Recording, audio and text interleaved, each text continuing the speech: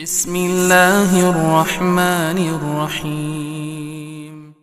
Kalau boleh saya sarankan, ya, wasilah-wasilah yang terkadang akan mengantarkan seseorang kepada hizbiyah, sebisa mungkin untuk kita tutup, sebisa mungkin, ya.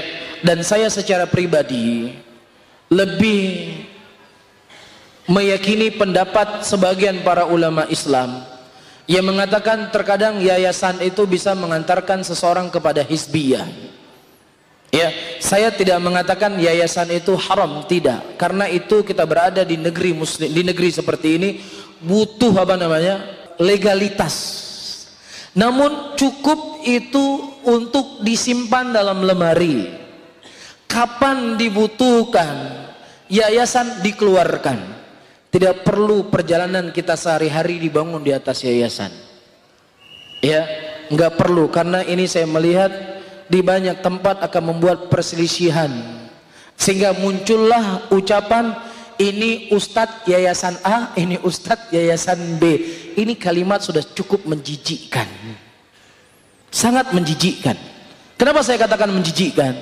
Rasulullah SAW di hadapan para sahabat berkata, ya muhajirin, ya ansar. Muhajirin ini kalimat syar'i, ansar itu kalimat syar'i. Was-sabiquna al-awwalun minal muhajirin wal ansar walladzina tabauhum bi ihsan radhiyallahu anhum wa radwan. Ini kalimat syar'i. Orang-orang terdahulu dari kalangan muhajirin dan orang-orang terdahulu dari kalangan ansar dan orang-orang yang mengikuti mereka dengan cara yang baik, Allah ridha kepada mereka dan mereka telah ridha kepada Allah. Tapi ketika dipanggil di depan Rasul, ya muhajirin, kata Rasulullah, da'a fa innaha mumtinah, tinggalkan ini seruan-seruan jahiliyah yang sangat bau, kata Nabi SAW. Sehingga ini dampaknya, ya, ini Ustadz yayasan A, ini Ustadz yayasan B, ya. Oh itu Ustadz yayasan A itu. Hasbunallah wa ni'mal wakil ayyuhal ikhwah. Ya, hasbunallah wa ni'mal wakil. Kalau seandainya ini sudah menjadi hal di kalangan kita, jauhi hal yang seperti ini. Kita tidak diikat dengan yayasan A, yayasan B. Saya nggak mengatakan langsung orang hizbi, tapi di jalan menuju kepada hizbiyah yang kita khawatirkan di situ nanti akan bangun al-wala wal bara di atas yayasan. Nih lihat yayasan kami lebih hebat, aturannya lebih mantap, ketika buat daurah juga lebih keren, lebih begini, lebih begitu. La haula wala quwata illa billah. Kullu hizbin bima ladahim farihun.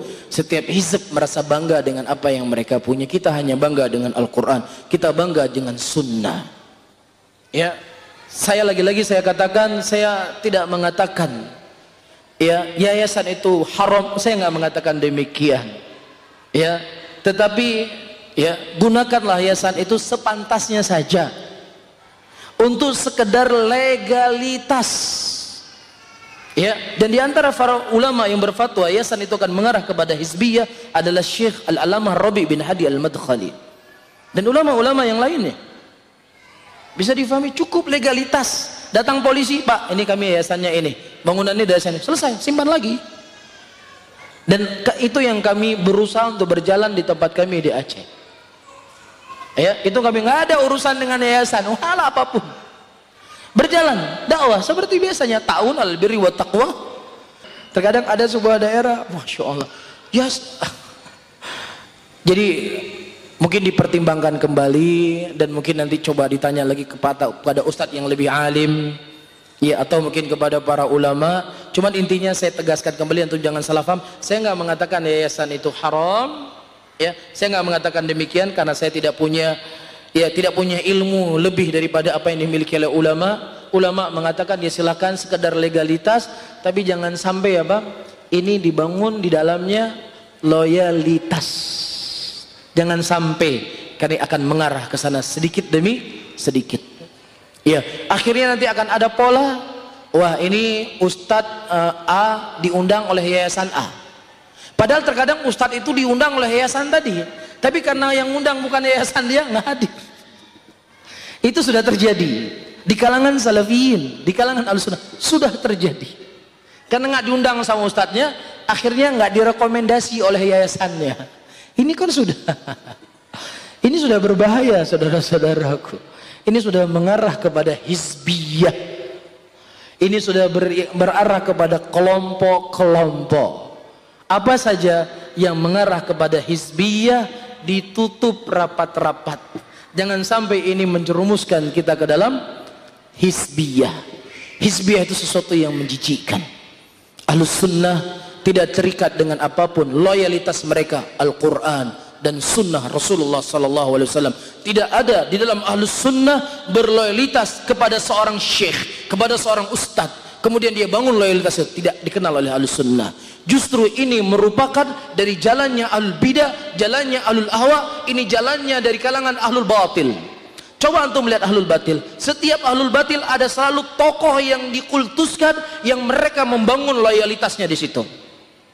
Mulai dari Syiah Rafidhah, mereka punya imam 12. Ya, di situ mereka membangun loyalitas. Wa ila imam 12 tersebut ternyata padahal lepas diri dari mereka. Ikhwal muslimin punya tokoh yang dikultuskan. Di situ mereka membangun loyalitasnya. Jamaatut Tabligh punya tokoh yang dikultuskan. Di situ mereka membangun loyalitasnya. Hizbut Tahrir punya tokoh yang dikultuskan. Di tokoh itu mereka membangun loyalitas mereka. Adapun ahlus sunnah, mereka membangun loyalitas mereka di atas al-haq, di atas seorang laki-laki yang bernama Nabi Muhammad sallallahu alaihi wasallam. Hanya itu loyalitas yang mereka bangun. Selain dari itu, selain dari sahabat, ijma'nya sahabat, selain dari itu tidak ada ulama yang dikultuskan di kalangan ahlus sunnah. Bisa saja dia mengambil pendapat ulama Madinah, bisa saja dia terkadang mengambil pendapat ulama Mekah, bisa saja terkadang dia mengambil pendapat ulama Urdun, bisa saja dia mengambil pendapat ulama Mesir, bisa saja terkadang dia meninggalkan ulama Madinah, diambil ulama Yaman. Mana yang lebih mendekati dalil, itu yang diambil. Tidak dikenal dalam ahlus sunnah pengkultusan kepada siapapun kecuali hanya kepada Rasulullah sallallahu alaihi wasallam. Ini yang pegang kuat.